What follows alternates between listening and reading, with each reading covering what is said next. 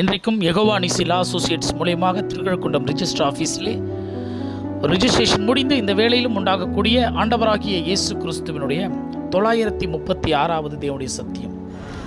இயேசு கிறிஸ்துவுக்கு ஒரு 70 சீஷர்கள் புதிதாக ஒரு இடத்தில் உருவாக்கினார். அந்த 12 பேர் சீஷர்கள் மட்டும் இல்லை, அதுக்கப்புறமா ஒரு 70 சீஷர்களை உருவாக்குறாங்க. இந்த 70 சீஷர்களும் இயேசு கிறிஸ்துவனிடத்தில் சந்தோஷமாக ஒரு காரியத்தை சொல்ல வராங்க. என்ன சொன்னாங்கன்னா, 70 பேரும் சந்தோஷமாக வந்து, ஆண்டவரே உம்முடைய நாமத்தினால் பிசாசுகள் எங்களுக்கு கீழ்ப்படுகிறது. ஒரு அதிகாரம் தானே, இந்த உலகத்தில் யாராலையும் பிசாசு அடக்க முடியாது. நீ எப்பேற்பட்ட அதிகாரம் உள்ளவனாக இருந்தாலும் பிசாசு ஒன்றும் பண்ண முடியாது. ஆனால் இயேசு கிறிஸ்துவின் நாமத்தினாலே வல்லமை பெற்ற ஊழியர்களால் ஒரு பிசாசை அடக்க முடியும். ஏன்னா இயேசு கிறிஸ்து நாமத்துக்கு அது கட்டுப்படும்.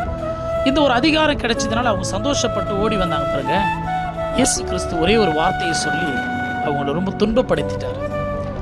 என்ன சொன்னார்னா, சாத்தான் மின்னலை போல வானத்திலிருந்து விழுகிறதை கண்டேன். சர்ப்பங்களையும் தேள்களையும் மிதிக்கவும் சத்துருவனுடைய சகல வல்லமையும் மேற்கொள்ளவும் உங்களுக்கு அதிகாரம் நான் கொடுத்தேன். அதனால எதுவுமே உங்களை சேதப்படுத்த முடியாதுதான், ஓகே. ஆனாலும் ஆவிகள் உங்களுக்கு கீழ்ப்படுகிறதற்காக நீங்க சந்தோஷப்படாதீங்க.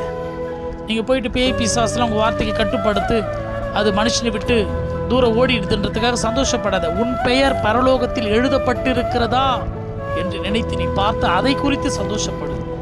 ஏன்னா நீ போயிட்டு பல பேருக்கு உபதேசம் பண்ணுவ, பல ஆவிகள் உன்னுடைய ஜபத்தில் ஓடும், அது முக்கியம் இல்லை. நீ பரலோகத்துக்கு வரணும், உன் பெயர் பரலோகத்தில் எழுதப்படணும். அதான் ஏவாளுடைய பெயர்கள் கேள்விக்குறியாக இருக்கிறது, தெரியல. யூதாஸ் காரியத்தினுடைய பெயர்கள் கேள்விக்குறியாக இருக்கிறது, அது தேவனுடைய சித்தம். எவ்வளோ ஊழியர்களை சொல்லலாம், எவ்வளோ ஊழியர்கள் விழுந்து போனாங்க. ஆனால் அவர்கள் எல்லாம் ஒரு மிகப்பெரிய ஒரு சாம்பவான்களாக இருந்தாங்க தான். இப்போ இயேசு கிறிஸ்துவனுடைய தத்துவம் என்ன என்று சொன்னால், நீ வல்லமை பெற்ற ஊழியக்காரனாக இருக்கலாம், நீ அபிஷேகம் பெற்ற ஊழியக்காரனாக இருக்கலாம், ஆனாலும் நீ பரலோகத்துக்கு போகக்கூடிய எலிஜிபிலிட்டியோடு நீ இருக்கிறியா? உன்னுடைய விசுவாசத்தை நீ காத்து கொண்டாயா? உன்னுடைய வாழ்க்கையில் நீ நடக்கக்கூடிய நீதி நியாயங்களுக்கு உட்பட்டு நடக்கிறாயா? அதுதான் உன்னை பரலோகத்திற்கு இயேசு கிறிஸ்துடைய சத்திய வழி ஜீவன் உனக்கு காட்டும். ஆகவே அதுதான் நம்ம ஜாக்கிரதையாக பின்பற்றி கொள்ள வேண்டும்.